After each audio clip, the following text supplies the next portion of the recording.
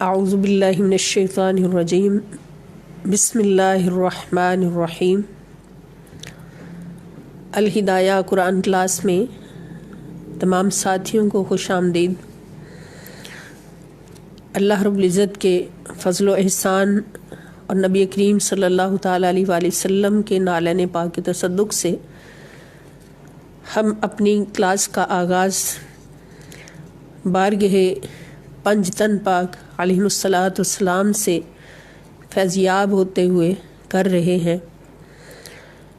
نبی کریم صلی اللہ تعالیٰ علیہ وآلہ وسلم کے ارشادات سیدہ فاطمۃ الزہرا سیدہ کائنات سلام اللہ تعالیٰ علیہا اور آپ کی ذریت مطہرہ کی شان میں، عظمت میں، عن عبداللہ بن مسعود رضی اللہ تعالی عنہما قال قال رسول اللہ صلی اللہ علیہ وسلم ان فاطمۃ حسنت فرجہا فحرمها اللہ وذریتہا علی النار۔ سبحان اللہ۔ حضرت عبداللہ بن مسعود رضی اللہ تعالی عنہ سے روایت ہے، آپ فرماتے ہیں کہ فرمایا رسول اللہ صلی اللہ تعالیٰ علیہ وآلہ وسلم نے کہ ان فاطمہ کہ بے شک فاطمہ سلام اللہ تعالیٰ علیہ نے حسنت فرجہا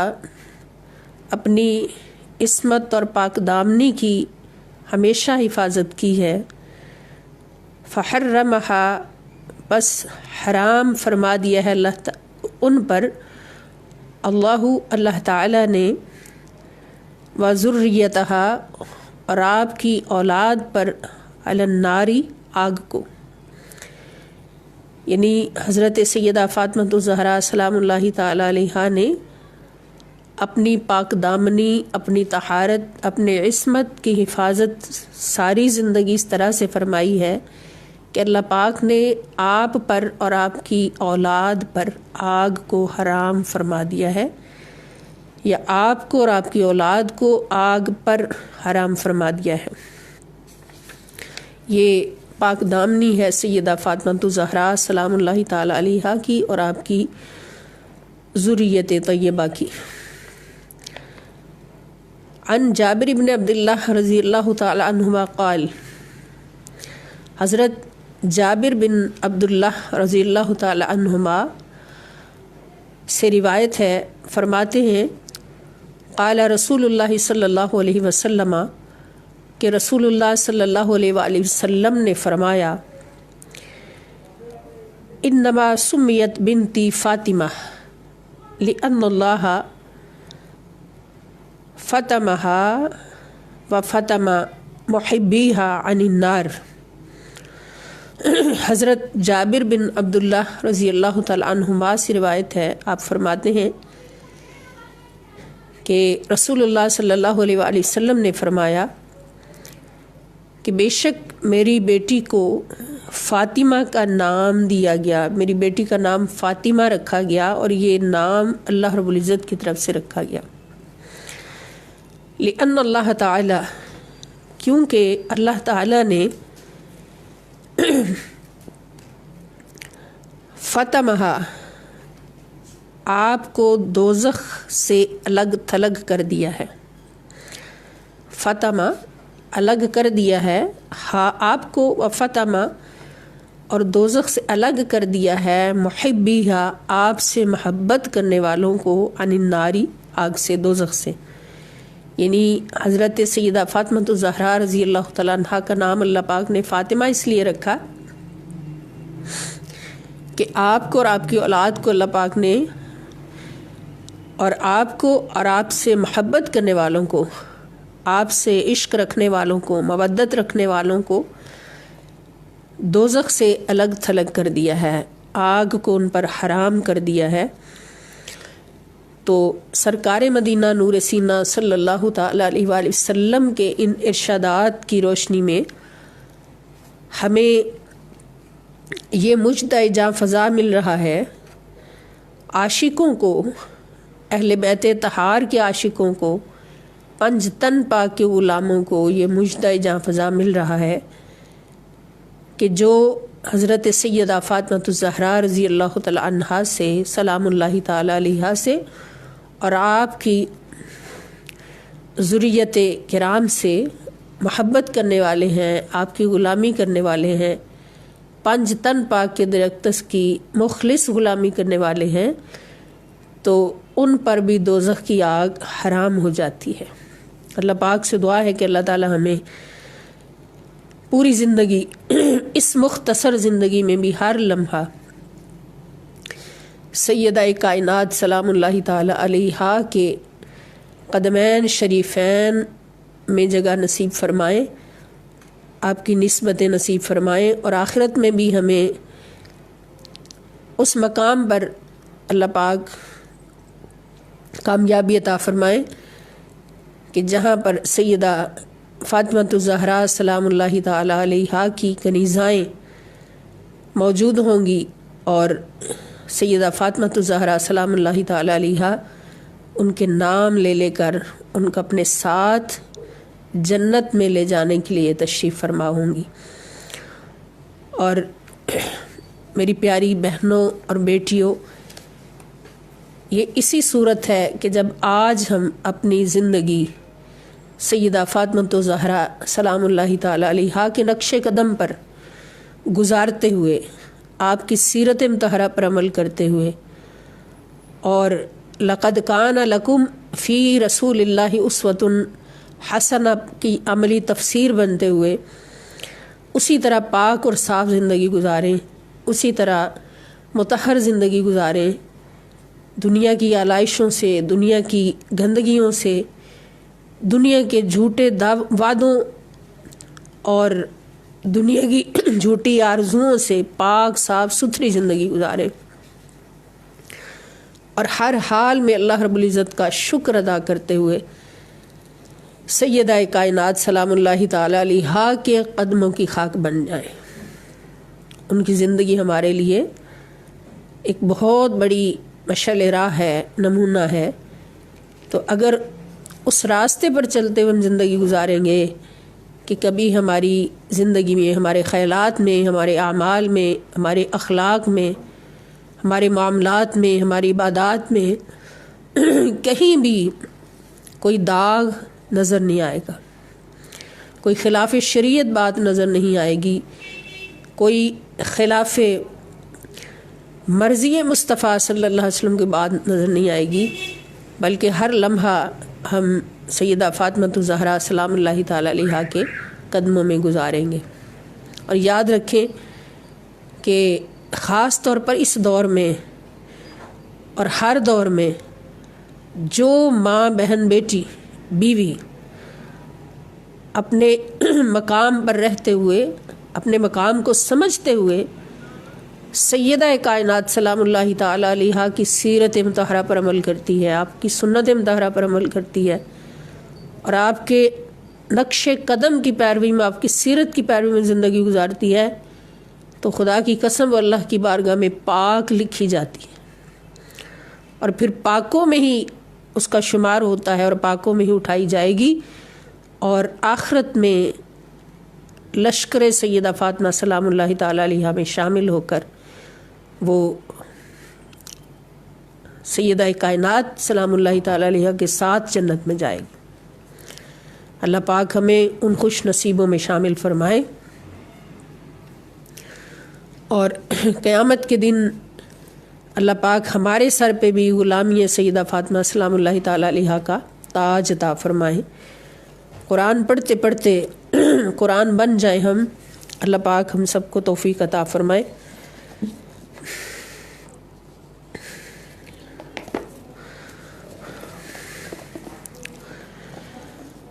آج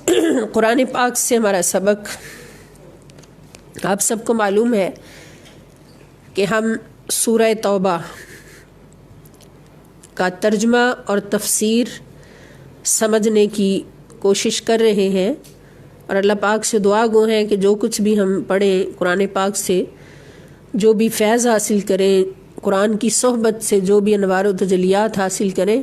اللہ پاک ہمیں سب کچھ اپنے دامنوں میں سمیٹنے کی توفیق عطا فرمائے اور قرآن پڑھتے پڑھتے ہماری زندگیاں قرآن بن جائیں۔ تو سورۃ توبہ کے اندر جو ہمارا ٹاپک جاری ہے وہ ہے جہاد، اور جہاد کس وقت فرض ہوتا ہے، اور پھر جب جہاد فرض ہو جائے تو پھر ہر مسلمان کو جہاد کے لیے اٹھنا لازم ہوتا ہے۔ جو خوشی سے جہاد میں شریک ہوتے ہیں دشمن اسلام کے خلاف، اگر وہ جنگ اسلام کے ساتھ جنگ لڑنے کے لیے تیار ہے، دشمن تیار ہے، تو پھر دشمن اسلام کے خلاف، دشمن اسلامک اسٹیٹ کے خلاف جنگ کرنے کے لیے پھر جو اٹھ کھڑا ہوتا ہے اخلاص کے ساتھ اور پوری تیاری کے ساتھ، تو وہ ہے مومن، وہ ہے اللہ کی بارگاہ میں کامیاب ہونے والا مومن۔ اور جو ہیلے بہانے تلاش کرتا ہے اور جہاد کے لیے اٹھنے کے لیے تیار نہیں ہوتا، نہ اپنی جان کا نذرانہ پیش کرتا ہے، نہ اپنے مال کو پیش کر سکتا ہے، تو وہ پھر مومن نہیں رہتا، وہ منافقین کے صف میں شامل ہو جاتا ہے، اور وہ پکا منافق ہے جو جہاد کا حکم آنے کے بعد بھی جہاد کے لیے تیار نہ ہو، بلکہ اپنی جان کو بچا کے رکھے، اپنے مال کو بچا کے رکھے۔ تو پھر ایسے لوگ اگر ایسی صورت دیکھیں کہ جان تو بچا لیتے ہیں، چلو مال حاضر کر دیتے ہیں، تو اللہ رب العزت فرماتے کہ ان لوگوں کا پھر مال بھی اللہ تعالیٰ قبول نہیں فرماتے۔ یہاں تک کہ ایسے لوگ اگر زکوٰۃ اور صدقات بھی دینا چاہیں تو اللہ پاک ان کی زکوٰۃ اور صدقات کو بھی قبول نہیں فرماتے۔ اور دوسری طرف مومنین ہے کہ جن کو اپنی جانوں کی بھی پرواہ نہیں، مال کی بھی پرواہ نہیں، وہ سب کچھ اللہ کی راہ میں قربان کرنے کے لیے تیار ہیں، تو اللہ پاک فرماتے ہیں کہ وہی جنت عدن کے مالک ہوں گے اور ہمیشہ کی جنتوں کے مالک ہوں گے، اور وہی اللہ کے دوست ہیں۔ تو یہ سارا ذکر ہم نے پڑھا ہے۔ اب منافقین کی بات چل رہی تھی کہ جنگ تبوک قریب ہے، جنگ تبوک کی تیاریاں ہو رہی ہیں، اور جو مومن ہے، مخلص مومن ہے، وہ تو روتے ہوئے اپنی جانیں لے کر حاضر ہیں، اور جن کے پاس کچھ بھی نہیں وہ بھی آ کے رو رہے ہیں کہ حضور ہمیں کسی نہ کسی طرح سے جہاد میں لے جائیں، ہمارے پاس سواری نہیں ہے، ہمارے پاس مال نہیں ہے کہ ہم سواری خرید سکیں، تو سب کچھ حاضر کرنے کے لیے تیار ہیں، لیکن جو مالدار ہیں، کچھ لوگ ہیں، تو وہ بہانے ہیلے تلاش کر رہے ہیں کہ ہمیں جانا نہ پڑے، تو ان کا ذکر اللہ پاک نے بار بار فرمایا، اور فرمایا کہ ان کی پھر بخشش بھی نہیں ہوگی، اور دنیا میں بھی یہ ذلیل و خوار ہوں گے، ان کے اس مال کے ذریعے اور ان کے اولادوں کے ذریعے ان کو عذاب دیا جائے گا۔ جہاد اتنی اہم ہے، اتنا اہم موقع ہے، اور جب دشمن سرحدوں پر کھڑا ہو اسلام کو اور اسلامک اسٹیٹ کو نقصان پہنچانے کے لیے،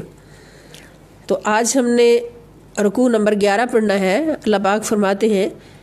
کہ فرح المخلفون بمقعدہم خلاف رسول اللہ وکرہوا ان یجاہدوا باموالہم وانفسہم فی سبیل اللہ، کہ انہی منافقین کا پردہ اللہ پاک اٹھا رہے ہیں کہ فرحہ، یہ بڑے خوش ہیں، المخلفون پیچھے رہ جانے والے، پیچھے چھوڑے جانے والے، بمقعدہم اپنے بیٹھ رہنے پر خوش ہیں، خلاف رسول اللہ صلی اللہ علیہ وسلم، اللہ کے رسول صلی اللہ تعالی علیہ وسلم کی روانگی کے بعد، حضور کے بعد بڑے خوش ہیں۔ اور یہ کون ہے؟ یہ منافقین ہیں جو جہاد پر نہ جانے پر خوش ہیں، اور مومن تو ہمیشہ مسکراتے ہوئے جہاد پہ جاتا ہے، اس لیے کہ شہادت ہے مطلوب و مقصود مومن، نہ مال غنیمت نہ کشور کشائی، کہ مومن کو فقط شہادت چاہیے ہوتی ہے۔ اور شہادت کا مرتبہ کیا ہے کہ جب مومن شہید ہوتا ہے اور اسی لمحے کے لیے وہ سب کچھ قربان کرنے کے لیے سرحد پہ کھڑا ہوتا ہے، دشمن کے مقابل پہنچتا ہے، کہ جب آخری وقت ہوتا ہے، شہادت کا وقت ہوتا ہے، روح جسم سے نکل رہی ہوتی ہے، تو اللہ رب العزت اس کو 70 بار اپنا دیدار عطا فرماتے ہیں۔ سبحان اللہ، کاش کہ اللہ پاک ہمیں بھی زندگی میں یہ موقع نصیب فرمائے کہ ہم بھی شہادت کا مرتبہ پائیں، ایسی شہادت کا مرتبہ پائیں کہ جس میں اللہ رب العزت کا 70 بار دیدار ہمیں نصیب ہو جائے۔ تو منافق چونکہ اپنی جان سے پیار کرتا ہے اللہ اور اس کے رسول سے زیادہ،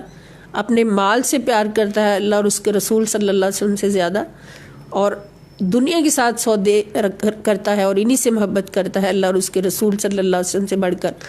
اس لیے وہ ذلیل ہوتا ہے اور محروم ہوتا ہے۔ اب یہ منافق جو پیچھے رہ گئے تو بڑے خوش تھے، جنگ تبوک پر سرکار دو عالم صلی اللہ تعالی وسلم کی قیادت میں مجاہدین روانہ ہو جاتے ہیں اور یہ پیچھے رہ جاتے ہیں، بڑے خوش ہیں۔ وَكَرِهُ، اور وہ ناپسند کرتے ہیں اس بات کو، ان یجاہدوا، ان کے یجاہدوا، وہ جہاد کریں، بِأَمْوَالِهِمْ، اپنے مالوں کے ساتھ، وَأَنفُسِهِمْ، اور اپنی جانوں کے ساتھ، یعنی اپنی مالوں اور اپنی جانوں کا نذرانہ پیش کرتے ہوئے جہاد میں شریک ہونے سے وہ اس کو ناپسند کرتے ہیں۔ فی سبیل اللہ، اللہ کی راہ میں، یعنی یہ جہاد اللہ تعالیٰ کی راہ میں ہوگا۔ وقالو، اور کہتے ہیں، یعنی خود ہی نہیں رکتے، خود بھی رکتے ہیں جہاد پہ جانے سے اور دوسروں کو بھی روکتے ہیں۔ اور اس کا مطلب کیا ہوا کہ وہ سرے سے اسلام کو بچانا ہی نہیں چاہتے۔ اصل میں حقیقت میں یہی اسلام کے دشمن ہے اور یہی اسلام کی جڑیں کاٹنے والے ہیں۔ وہ اسلام کو پھلتا پھولتا دیکھنا ہی نہیں چاہتے، اسلام کی ترقی کو پسند ہی نہیں کرتے۔ وقالو، اور وہ کہتے ہیں کہ لا تنفروا، تم بھی نہ نکلو، یعنی دوسروں کو بھی روکتے ہیں کہ تم نہ نکلو، فی الحر، اتنی سخت گرمی میں، یعنی سخت گرمی کا موسم ہے تو تم بھی اس گرمی میں نہ نکلو۔ قل، آپ فرما دیجئے، نار جہنم اشد حرا، آپ ان سے فرما دیجئے کہ نار جہنم، جہنم کی آگ، دوزخ کی آگ، کہ جس آگ کو اللہ پاک نے 70,000 رحمتوں سے دھو کر دنیا میں بھیجا ہے اور یہ آگ ہم سے سنبھالی نہیں جاتی، تو وہ جہنم کی آگ جو ہے وہ اشد حرا، وہ بہت شدید ہے گرمی میں، وہ اس سے کہیں زیادہ سخت ہے گرمی میں۔ لو کانوا یفقہون، لو کاش کانوا یفقہون، وہ سمجھتے اس بات کو کہ آگے جو آگ دوزخ کی آگ ہے منافقین کے لیے ہے، کافرین کے لیے ہے، اور قرآن کی آیتیں کھول کھول کے ان کو بتا رہی ہیں کہ کافر و منافق کا انجام کیا ہے، وہ پھر بھی اس آگ کو پسند کر رہے ہیں۔ تو ان کو بتا دیں کہ دنیا کی یہ گرمی تو کچھ بھی نہیں، اس آگ کی گرمی اس سے بہت سخت ہے۔ پھر اللہ پاک فرماتے ہیں کہ فَلْيَضْحَكُوا قَلِيلًا وَلْيَبْكُوا كَثِيرًا، فَلْيَضْحَكُوا، پس چاہیے، یہاں لام جو ہے یہ لام امر ہے، چاہیے ان کو، یضحکوا، کہ وہ ہنسیں، قلیلا، وہ تھوڑا ہنسیں، خوشیاں تھوڑی منائیں، اس لیے کہ ان کا غم بہت بڑا آنے والا ہے، ان کا دکھ بہت بڑا آنے والا ہے، اور آنے والے دکھ پہ ہنسا نہیں جاتا۔ وَلْيَبْكُوا كَثِيرًا، اور چاہیے کہ روئیں زیادہ۔ اب یہ کون لوگ ہیں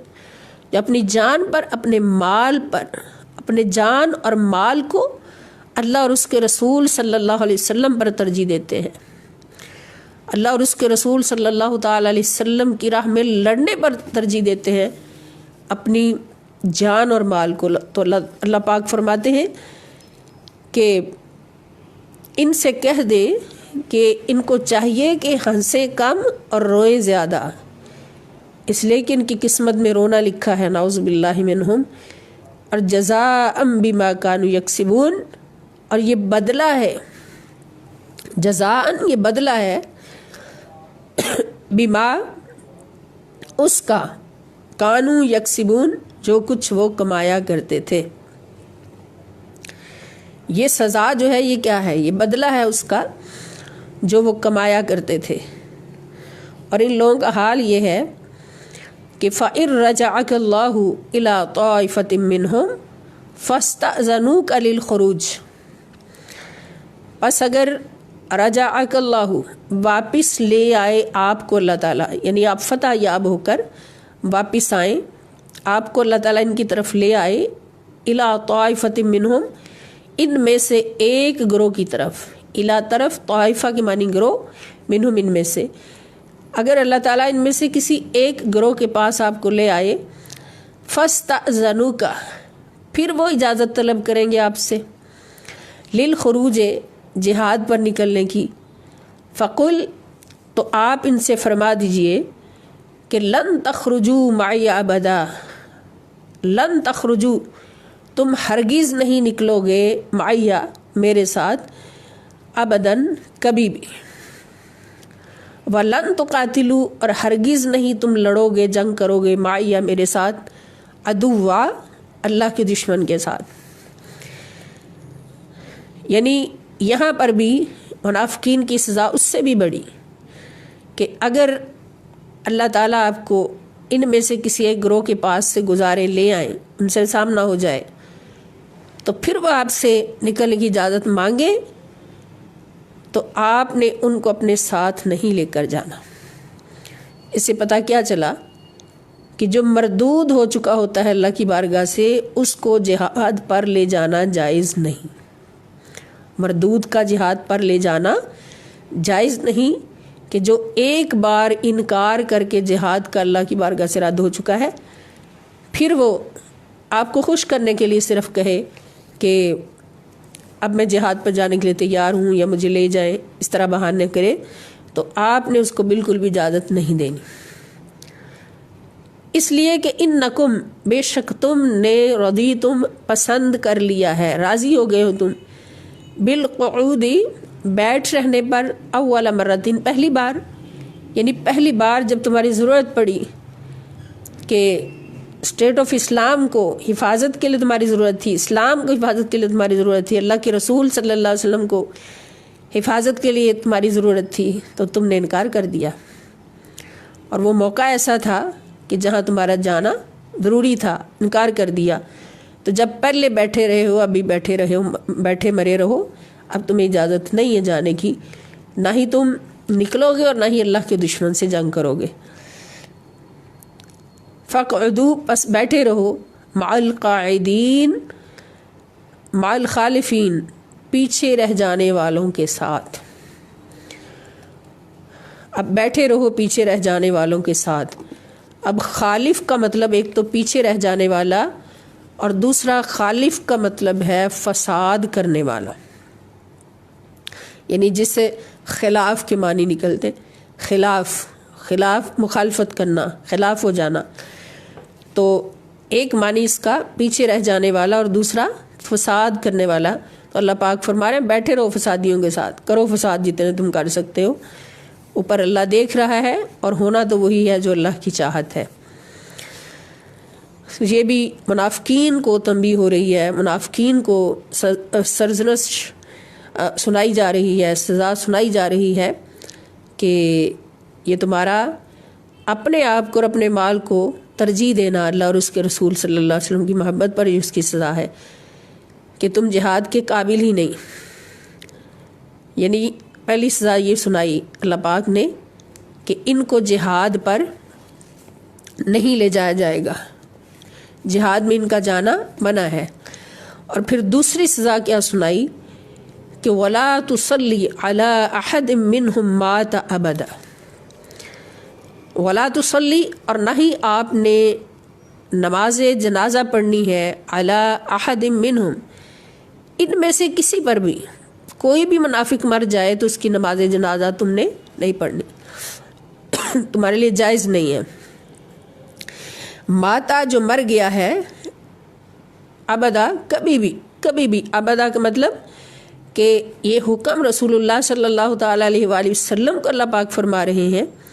और हुजूर की वसातत से हमेशा के लिए, क़यामत तक के लिए, कि कभी भी मेरे नबी सल्लल्लाहु अलैहि वसल्लम, आपने और आपकी उम्मत में से किसी मोमिन ने किसी मुनाफिक की नमाज जनाजा अदा नहीं करनी, वाज़ेह हुक्म आ गया। और ये आयत मुबारका उस वक्त उतरी है जब अब्दुल्ला बिन उबई रईसुल मुनाफिकीन مرض الموت میں تھا، اس کو پتا تھا کہ اب میں نے مر جانا ہے، نبی کریم صلی اللہ تعالی وسلم اس کی عیادت کے لیے تشریف لے گئے، رحمت للعالمین ہے حضور۔ اور اس نے پھر عرض کی کہ حضور جب میں مر جاؤں تو میری نماز جنازہ بھی آپ نے پڑھانی ہے، اور آپ نے اپنا کرتا مبارک بھی مجھے کفن کے لیے عطا فرمانا ہے، اور میری قبر پر دعا بھی مانگنی ہے۔ حضور علیہ الصلوۃ والسلام تشریف لے آئے، اور جب اس نے کرتا مبارک لینے کے لیے بھیجا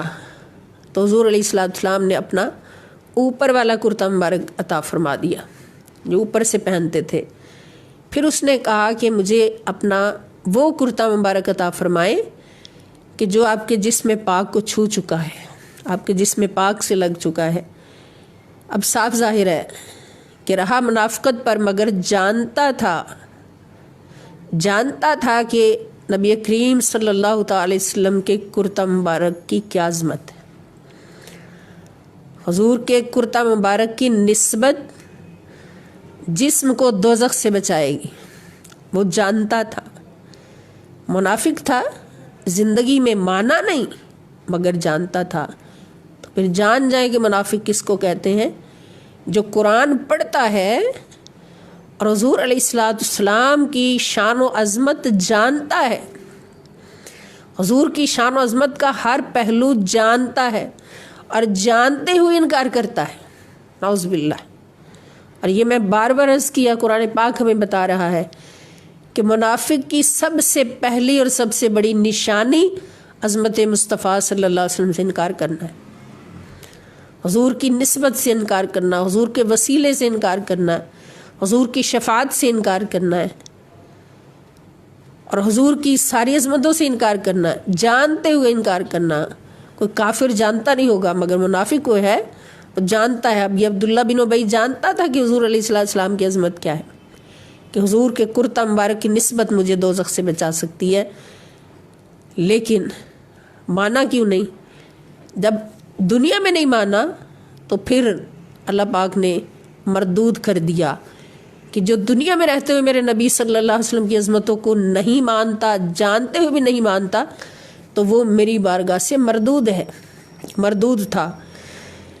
اب اس نے نبی پاک صلی اللہ علیہ وسلم کا کرتا مبارک مانگا، اس کا مطلب حضور کی عظمتیں جانتا تھا اور جانتے ہوئے انکار کرتا تھا، تو آقا علیہ الصلوۃ والسلام نے عطا فرما دیا۔ آقا تو رحمت للعالمین ہے، اور اللہ کے حکم سے عالم الغیب بھی ہیں۔ تو حضرت عمر فاروق رضی اللہ تعالیٰ عنہ پاس بیٹھے تھے، عرض کی حضور آپ اس ناپاک اور نجس کو اپنا کرتا مبارک عطا نہ فرمائیں، آپ کا کرتا مبارک تو بہت عظمتوں والا، پاک مطہر، آپ اس کو نہ عطا فرمائیں۔ لیکن حضور علیہ الصلوۃ والسلام نے فرمایا کہ عمر، میرا یہ کرتا اس منافق کو کوئی فائدہ نہیں پہنچائے گا، اس کو فائدہ اس سے نہیں پہنچے گا۔ اب پتہ چلا کہ اگر منافقت دل میں ہے تو حضور کی کوئی نسبت بھی نہیں بچا سکتی۔ حضور کی نسبت اسی کو فائدہ دے گی جس کا دل مومن ہوگا، اور نبی پاک صلی اللہ علیہ وسلم کی عظمتوں کا قائل ہوگا، اور حضور کی عظمتوں پر قربان ہوگا، اور حضور کے ایک اشارے پر سب کچھ قربان کرنے کے لیے تیار ہوگا، ہیلے بہانے نہیں ڈھونڈے گا۔ تو حضور نے فرمایا میرا یہ کرتا اس کو کوئی فائدہ نہیں دے گا، ہاں اس سے ایک اور بہت بڑا فائدہ پہنچنے والا ہے کہ اس کرتا مبارک کے صدقے سے 1000 منافق مسلمان ہو جائیں گے۔ 1000 منافق جو ہیں وہ اسلام قبول کر لیں گے، تو اس لیے میں یہ عطا کر رہا ہوں۔ تو پھر یہی ہوا کہ جب وہ کرتا مبارک عبداللہ بن ابی کے پاس گیا تو وہ چونکہ رئیس المنافقین تھا اور اس کے گرد منافقوں کا بہت بڑا اجتماع لگا رہتا تھا، تو 1000 منافقین اس کے پاس جمع تھے۔ جب وہ کرتا مبارک اس نے پکڑا اور پہننے کی کوشش کی تو ان 1000 لوگوں کے دلوں میں یہ بات آئی جو منافقت پر تھے تھوڑی دیر پہلے، کہ اگر اس ٹائم یہ نبی کریم صلی اللہ تعالیٰ علیہ وآلہ وسلم کا سہارا لے رہا ہے اپنی بخشش کے لیے، آگ سے بچنے کے لیے، تو اس کا مطلب ہے کہ حضور علیہ الصلاۃ والسلام کا کرتا مبارک اس کو آگ سے بچا سکتا ہے۔ تو بجائے اس کے کہ ہم بھی مرض الموت میں جا کے حضور کا سہارا لیں، ہم ابھی کیوں نہ لے لیں؟ اللہ پاک نے ان کے دلوں میں یہ بات ڈالی اور انہوں نے یہ سوچا کہ ابھی کیوں نہ ہم اس رحمت للعالمین صلی اللہ تعالی وسلم کا سہارا لے لیں تاکہ ہم ہمیشہ کے لیے آگ سے بچ جائیں اور اللہ کے پیارے ہو جائیں۔ تو انہوں نے اسی وقت 1000 منافقین نے نبی پاک صلی اللہ تعالی وسلم کے پاس حاضر ہو کر اسلام قبول کر لیا اور حضور کی غلامی میں شامل ہو گئے۔ یہ اس کرتا مبارک کا فائدہ پہنچا۔ پھر جب اس کا وصال ہو گیا، مر گیا، عبداللہ بن ابی مر گیا، تو اس کا بیٹا چونکہ مخلص مسلمان تھا، اسلام لا چکا تھا، تو اس نے آ کے حضور علیہ السلام سے گزارش کی کہ یا رسول اللہ صلی اللہ علیہ وسلم، اب آپ نماز جنازہ کے لیے تشریف لے آئیں، باپ میرا مر گیا ہے۔ تو حضور علیہ السلام نے فرمایا کہ جاؤ تم خود ہی نماز جنازہ پڑھو اور اس کو دفن کر دو۔ اس نے پھر منت سماجت کی تو حضور علیہ السلام اٹھ کر چلنے لگے، تو پھر حضرت عمر فاروق رضی اللہ تعالی عنہ نے عرض کی یا رسول اللہ صلی اللہ علیہ وسلم، اب آپ اس کی نماز جنازہ کے لیے نہ تشریف لے جائیں جو اللہ کا بھی دشمن ہے اور اللہ کے رسول صلی اللہ علیہ وسلم کا بھی دشمن ہے، اسلام کا بھی دشمن ہے۔ تو اسی لمحے، لیکن حضور علیہ السلام جانے کے لیے تیار تھے،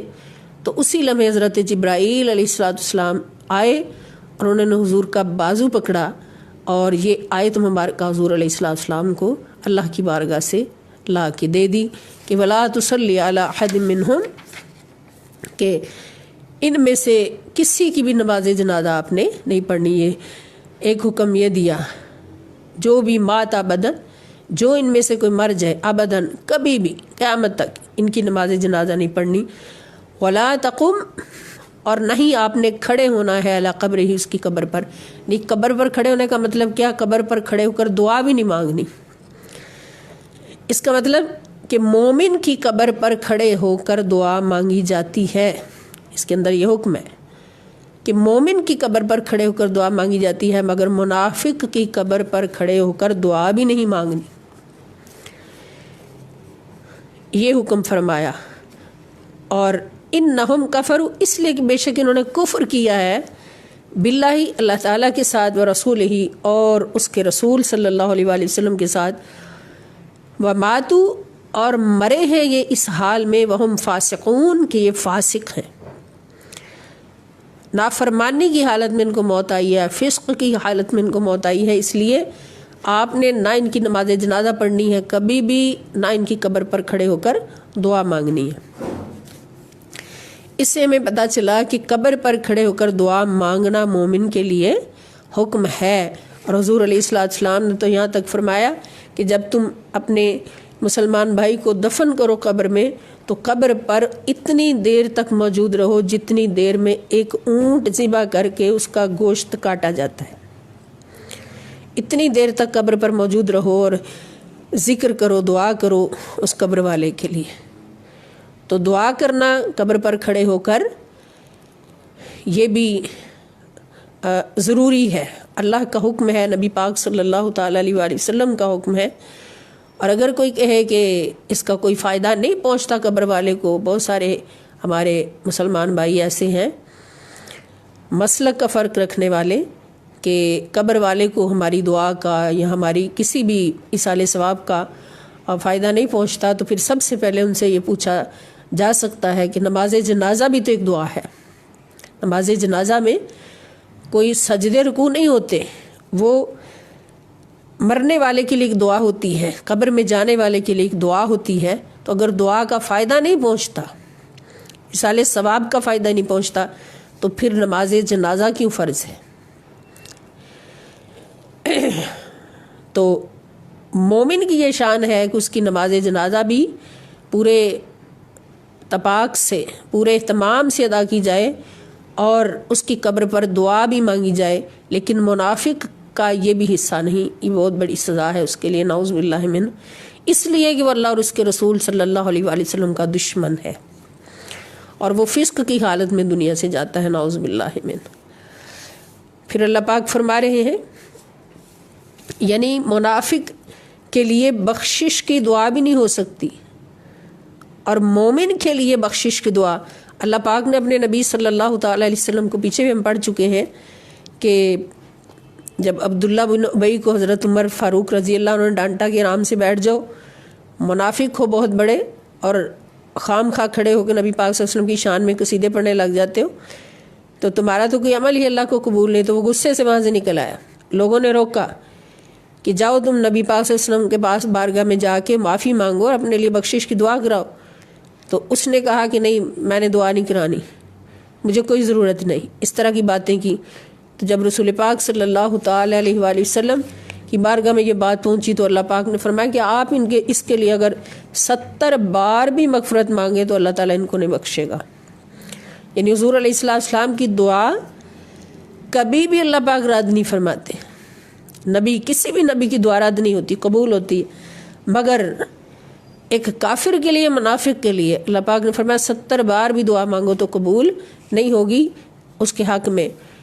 اور مومن کے لیے اللہ پاک نے قرآن کریم میں واضح فرما دیا کہ مومن میرے مصطفیٰ صلی اللہ تعالی وسلم کی بارگاہ میں بیٹھ کر تو دیکھے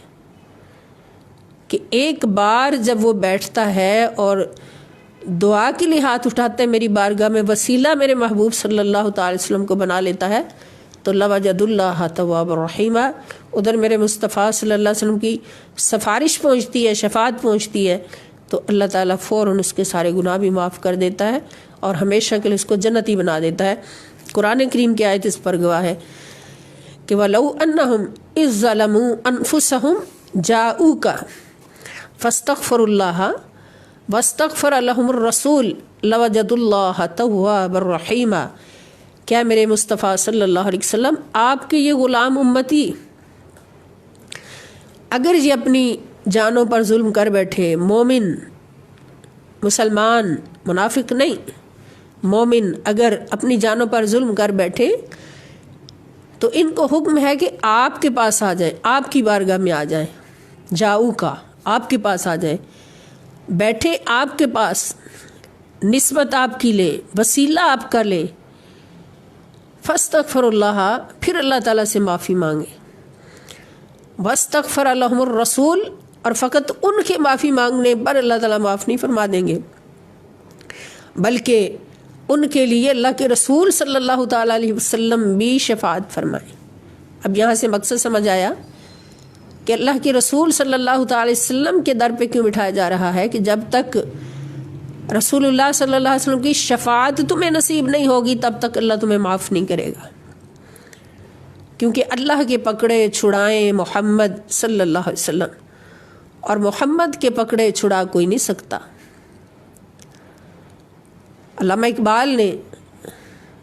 اس شعر کو کچھ یوں بیان کیا کہ عجب ہے تماشا کہ دوزخ کی آتش جلائے خدا اور بجھائے محمد صلی اللہ علیہ وسلم۔ عجب ہے تماشا کہ دوزخ کی آتش جلائے خدا اور بجھائے محمد صلی اللہ علیہ وسلم، کہ اللہ کے پکڑے چھڑائیں محمد کے پکڑے چھڑا کوئی نہیں سکتا۔ اللہ کے پکڑے کون ہے کہ مومنوں نے گناہ کر لیے، اللہ نے پکڑ لیا، پھر فرمایا آ جاؤ رحمت للعالمین کے در پہ آ جاؤ، اگر سیدھے میرے پاس آئے تو میں رحمان و رحیم بھی ہوں اور جبار و قہار بھی ہوں۔ میری رحمت بھی ایک طرف ہے اور ایک طرف میرا غصہ بھی ہے، غصہ بھی آ سکتا ہے تمہارے اوپر، تمہیں سزا میں بھی پھینک سکتا ہوں، اور اگر رحمت للعالمین کے در پہ سیدھے آ گئے جس کو مومنوں میں نے بنایا ہی تمہارے لیے، بھیجا ہی گناہ گاروں کے لیے، قد جاءکم رسول من انفسکم عزیز علیہ ما عنتم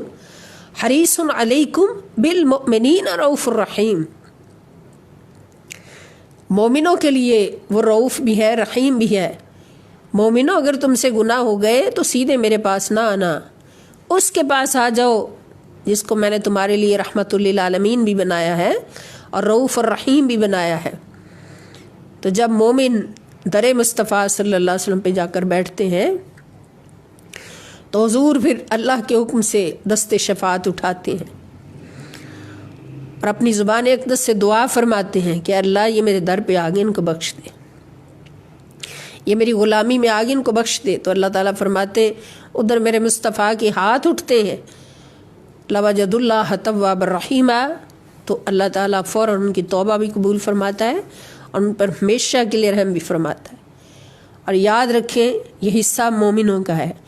اور مومن کون ہے؟ مومن وہی ہیں جن کے دل میں بھی مصطفیٰ ہے، جن کی زبان پہ بھی مصطفیٰ ہے صلی اللہ تعالیٰ علیہ وسلم، جن کی زندگی، جن کی ایک ایک سانس مصطفیٰ مصطفیٰ پکارتی ہے، اور حضور علیہ السلام کی عظمتوں کو جانتے ہیں اور ان کی حفاظت میں سب کچھ قربان بھی کرتے ہیں۔ اتنا مانتے ہیں کہ ان عظمتوں کی حفاظت میں اور ان عظمتوں کے چرچے کرنے میں سب کچھ قربان بھی کرتے ہیں، وہ مومن ہے۔ اور منافق کون ہے؟ جو فتوے لگانے بیٹھ جاتے ہیں، جو انکار کرنے بیٹھ جاتے ہیں کہ یہاں جو خرچ کر رہے ہو یہ کسی فلاں کو دے دو، فلاں کو دے دو، اور خود کہیں بھی خرچ کرنا ان کو گوارا نہیں ہوتا۔ اور جب نبی پاک صلی اللہ علیہ وسلم کی عظمتوں کی پرچم لہراتے ہوئے مومن اپنا سب کچھ قربان کر رہا ہوتا ہے آقا کی عظمت پر، اس وقت اس کو سب کچھ یاد آ جاتا ہے کہ فلاں بیوہ ہے اس پہ خرچ کر دو، فلاں یتیم ہے اس پہ خرچ کر دو، فلاں ہے۔ تو یہ منافقت ہوتی ہے۔ اور مومن وہی ہے کہ جس کا دل بھی قربان ہے، جس کی جان بھی قربان ہے، جس کا مال بھی قربان ہے، جس کی اولاد بھی قربان ہے، جس کا سب کچھ قربان ہے، تو در مصطفیٰ صلی اللہ علیہ وآلہ وسلم پہ حضور کی عظمتوں پہ قربان ہے۔ تو اللہ پاک نے منافق کا جنازہ پڑھنے سے بھی روک دیا اور اس کے لیے دعا کرنے سے بھی روک دیا، اس لیے کہ وہ کافر ہیں اور فاسق ہیں۔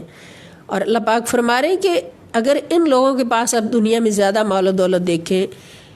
زیادہ اولاد کی، مال کی فراوانی دیکھیں، تو آپ نے پریشان نہیں ہونا۔ وَلَا تُعْجِبْكَ أَمْوَالُهُمْ وَأَوْلَادُهُمْ، وَلَا تُعْجِبْكَ، اور نہ تعجب میں ڈالے آپ کو، اموالہم ان کے مال، وَأَوْلَادُهُمْ اور ان کے اولادیں، انما یرید اللہ، انما بے شک، یرید اللہ چاہتا ہے اللہ تعالیٰ، اللہ کی یہ چاہت ہے ان کے لیے، ان یعذبہم، ان کے یعذبہم عذاب دے ان کو، بہا اس کے ساتھ، یعنی جو اپنا مال اولاد بچا کر رکھتے ہیں اللہ کی محبت کے مخالف، اس کو ترجیح دیتے ہیں اللہ اور اس کے رسول صلی اللہ علیہ وسلم کی محبت پر، اور ان کو اللہ پاک نے مال اور اولاد ڈھیروں عطا کیا ہے، تو اللہ کی چاہت ہے کہ ان کو عذاب دے، بہا اس کے ساتھ، پھر دنیا میں بھی، وَتَزْحَقَ أَنفُسُهُمْ اور نکلے ان کی جانیں، وَهُمْ کافرون اس حال میں کہ وہ کافر ہوں، استغفر اللہ، معاذ اللہ معاذ اللہ۔ اب یہ دیکھیں ایک بڑی بہت عام فہم بات ہمارے حصے میں آ گئی، ہمارے سامنے آ گئی، کہ جو اس دنیا کی زندگی کو گزارتے ہوئے کسی بھی چیز کو اللہ اور اس کے رسول صلی اللہ علیہ وسلم کی محبت پر ترجیح دیتا ہے، مال ہے، اولاد ہے، اپنی جان ہے، سب سے قیمتی چیزیں، ان کو اللہ اور اس کے رسول صلی اللہ تعالی وسلم کی محبت پر ترجیح دیتا ہے، اور اللہ اور اس کے رسول صلی اللہ علیہ وسلم کا حکم مانتے ہوئے ان کو خرچ کرنے کی کوشش نہیں کرتا، بلکہ اس کے دل میں ان چیزوں کی محبت ہے، اللہ اور اس کے رسول صلی اللہ علیہ وسلم کی محبت نہیں ہے، نعوذ باللہ، یا اس سے بڑھ کر ان چیزوں کی محبت ہے، تو وہ منافق ہے، اور اس کو دنیا میں بھی ان چیزوں کے ذریعے سزا ملتی ہے، اور اس کا خاتمہ بھی جو ہے وہ نعوذ باللہ کروڑ بار نعوذ باللہ کفر پر ہوتا ہے۔ تو ایمان پر ان خوش نصیبوں کا خاتمہ ہوتا ہے جو کسی بھی چیز کو، کسی بھی دولت کو اور اس کے رسول صلی اللہ تعالی وسلم کی محبت پر ترجیح نہیں دیتے۔ وَإِذَا أُنزِلَتْ سُورَةٌ، وَإِذَا اور جب انزلت نازل کی جاتی ہے، سورتن کوئی سورت، ان آمنو کہ تم ایمان لاؤ، باللہ اللہ پر، وجاہدو اور جہاد کرو، مع رسول ہی اس کے رسول کے ساتھ مل کر، اللہ کے دشمن سے جہاد کرو، استأذنک، تو آپ سے اجازت طلب کرنے آ جاتے ہیں، اولو الطول منہم، ان میں سے مالدار لوگ، ان میں سے صاحب وسعت لوگ، جن کے پاس مال اولاد کی بہت وسیع ہوتی ہے، فراوانی ہوتی ہے، وسعت ہوتی ہے، وہ آپ سے اجازت طلب کرنے آ جاتے ہیں، بہانے بناتے ہیں کہ ہم نہیں جا سکتے، ہمیں اجازت دے دیں، اجازت دے دیں۔ وقالو، اور کہتے ہیں، ذرنا، چھوڑ دیجئے ہمیں، نکم مع القاعدین، نکم، ہم ہو جائیں، مع القاعدین، بیٹھ رہنے والوں کے ساتھ، یعنی جو پیچھے بیٹھ رہنے والے ہیں ان کے ساتھ ہم شامل ہو جائیں۔ اور وہ ایسا کیوں کرتے ہیں؟ رضو، وہ راضی ہیں اس بات پر، انہوں نے پسند کر لیا ہے، بِأَن یکونوا، کہ وہ رہیں، مع الخوالفی، پیچھے رہ جانے والوں کے ساتھ یا فسادیوں کے ساتھ، انہوں نے پیچھے رہ جانے والوں کے ساتھ رہنا پسند کر لیا ہے۔ اور وَطُبِعَ عَلَىٰ قُلُوبِهِمْ، اور مہر لگا دی گئی ہے، عَلَىٰ، پر، قلوبہم، ان کے دلوں پر مہر لگا دی گئی ہے، فَهُمْ لَا يَفْقَهُونَ، پس وہ سمجھتے ہی نہیں اس جہاد کی عظمت کو، اور جہاد پر جانے والوں کی عظمت کو اگر وہ سمجھتے تو ایسا نہ کرتے۔ انہوں نے فسادیوں کے ساتھ رہنا پسند کر لیا، تو اس کے نتیجے میں اللہ پاک نے ان کے دلوں پر مہر لگا دی اور وہ اس کی عظمت کو سمجھتے ہی نہیں۔ لیکن الرسول، لیکن رسول صلی اللہ علیہ وسلم، والذین آمنوا معہ، اور وہ لوگ جو آپ کے ساتھ ایمان لائے، انہوں نے جاہدوا، جہاد کیا، بِأَمْوَالِهِمْ، اپنے مالوں کے ساتھ، وَأَنفُسِهِمْ، اور اپنی جانوں کے ساتھ، وَأُولَئِکَ، اور یہی خوش نصیب، لہم الخیرات، انہی کے لیے ساری بلائیاں ہیں، انہی کے لیے ساری بلائیاں ہیں۔ اب دنیا میں اگر ان کو شہید بھی ہونا پڑ گیا تو شہادت کتنا بڑا ایک مقام ہے، کتنی بڑی عظمت ہے۔ اگر وہ غازی ہو کر واپس لوٹے، زندہ لوٹے، تو غازی ہونا بھی ایک بہت بڑا انعام ہے۔ اور پھر دنیا میں بھی ان کے لیے اللہ اور اس کے رسول صلی اللہ تعالی وسلم کا قرب ہے، قرب خدا ہے، قرب مصطفیٰ صلی اللہ علیہ وسلم ہے، اور آخرت میں بھی ان کے لیے پھر وہ جنتیں ہیں کہ جہاں پر اللہ پاک اپنا بار بار دیدار نصیب فرمائیں گے ان کو۔ وَأُولَئِكَ هُمُ الْمُفْلِحُونَ، اور یہی لوگ ہمیشہ کامیاب ہونے والے ہیں، کیونکہ انہوں نے بقا کے ساتھ محبت کی ہے، فنا کے ساتھ نہیں۔ مال بھی فنا ہونے والا ہے، اور اولاد سے بھی رشتہ فنا ہونے والا ہے، ٹوٹنے والا ہے، اپنی جان بھی فنا ہونے والی ہے۔ ہر فنا کو چھوڑ کر انہوں نے بقا کو اپنایا، بقا کا سودا کیا۔ اور بقا کیا ہے؟ کہ اپنا سب کچھ اللہ اور اس کے رسول صلی اللہ تعالی وسلم کے نام پر قربان کر دینا۔ جان کی قربانی ہو گئی تو جان باقی ہو گئی، مال قربان ہو گیا تو مال بھی ہمیشہ کے لیے بقا میں چلا گیا، اولاد قربان ہوگی تو اولاد بھی ہمیشہ کے لیے بقا میں چلی گئی۔ تو انہوں نے کیا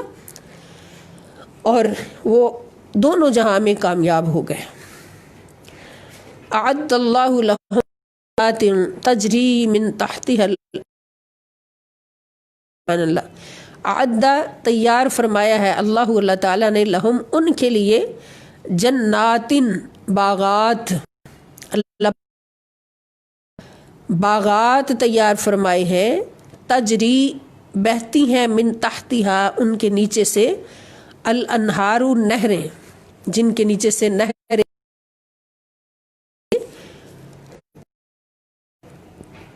جو بقا میں رکھنے کے لیے، اور اخروی زندگی جو ہمیشہ کی زندگی ہے، باقی رہنے والی زندگی ہے، اس کو کس طرح سے سجا دیا اور کس کے بدلے میں سجا دیا؟ انہوں نے اس مختصر زندگی کو اللہ کی راہ میں قربان کیا، اس مختصر زندگی کی ہر محبت کو، ہر آرزو کو، ہر ضرورت کو اللہ کی بارگاہ میں قربان کر دیا۔ تو اللہ پاک نے پھر اس کے بدلے میں ان کی وہ ہمیشہ کی زندگی کو سجا دیا، اور اس کو کس طرح سے سجایا کہ ان کے لیے ایک باغ نہیں، کئی باغ ہیں، بے شمار باغ ہیں۔ جتنی انہوں نے قربانیاں دی، ہر قربانی کے بدلے ایک باغ ہے۔ جتنی اللہ کی رضائیں حاصل کی، ہر رضا کے بدلے ایک باغ ہے۔ جن کے نیچے سے نہریں جاری ہیں، دودھ کی نہریں ہیں، شہد کی نہریں ہیں، شراب طہورہ کی نہریں ہیں، اور سب سے افضل نہر کوثر ہے۔ نہر کوثر سے جاری ہونے والی، حوض کوثر سے جاری ہونے والی جو حوض محمد رسول اللہ صلی اللہ تعالی علیہ وسلم کو اللہ پاک نے عطا فرمایا، اس سے جاری ہونے والی نہر ہے۔ خالدین فیہا، وہ ہمیشہ ہمیشہ رہیں گے اس میں، ذالک الفوز العظیم، اور یہ بہت بڑی کامیابی ہے، اور یہ بہت بڑی کامیابی ہے کہ اللہ پاک ان کو یہ کامیابی عطا فرمائیں گے۔ اور یہ کس کے بدلے کہ انہوں نے اللہ اور اس کے رسول صلی اللہ تعالیٰ علیہ وآلہ وسلم کی بارگاہ سے ملنے والے پیغام کو بھی سمجھا اور احکام کو بھی سمجھا، اور اطاعت و اتباع میں کوئی کسر نہیں چھوڑی، اور اپنا سب کچھ اللہ اور اس کے رسول صلی اللہ تعالیٰ علیہ وآلہ وسلم کی محبت میں ہیج سمجھا، قربان کر دیا، اور سب سے اوپر اللہ اور اس کے رسول صلی اللہ علیہ وسلم کی محبت کو رکھا، دین کی محبت کو رکھا۔ اگر جہاد کا وقت آیا تب بھی وہ تیار تھے، نماز کا وقت آیا تب بھی وہ تیار تھے، روزے کا وقت آیا تب بھی تیار تھے، حج کا وقت آیا تب بھی تیار تھے، زکوٰۃ کا وقت آیا تب بھی تیار تھے۔ ہر موقع پر اللہ کے حکم کے منتظر رہے۔ اللہ پاک جو حکم ان کو فرماتے گئے وہ تن من دھن قربان کرتے ہوئے اس حکم پر عمل پیرا ہوتے گئے۔ یہی اللہ کے وہ بندے ہیں جو اولئک ھم المفلحون، جو ہمیشہ ہمیشہ جنت میں رہیں گے، ہمیشہ ہمیشہ کے لیے کامیاب کر دیے گئے، اور ان کے لیے اللہ پاک نے بے شمار جنتیں تیار فرمائیں۔ اللہ پاک ہمیں بھی ان خوش نصیب مومنین، مفلحین، کاملین، صالحین، مخلصین اور مخلصین میں ہمیشہ شامل رہ کر زندگی گزارنے کی توفیق عطا فرمائے۔ اللہ پاک ہماری کوتاہیاں، غلطیاں معاف فرمائیں، اور ہمیں اپنے دین پر ثابت قدمی نصیب فرمائیں۔ وما علیہ الا البلاغ المبین۔ والسلام علیکم ورحمۃ اللہ وبرکاتہ، وإلی اللقاء انشاءاللہ تعالی۔ کل بھی انشاءاللہ کلاس ہوگی۔ ابھی یہ کلاس جمعرات تک 4 دن جاری رہے گی۔ تمام دوستوں سے گزارش ہے کہ پابندی فرمائیں۔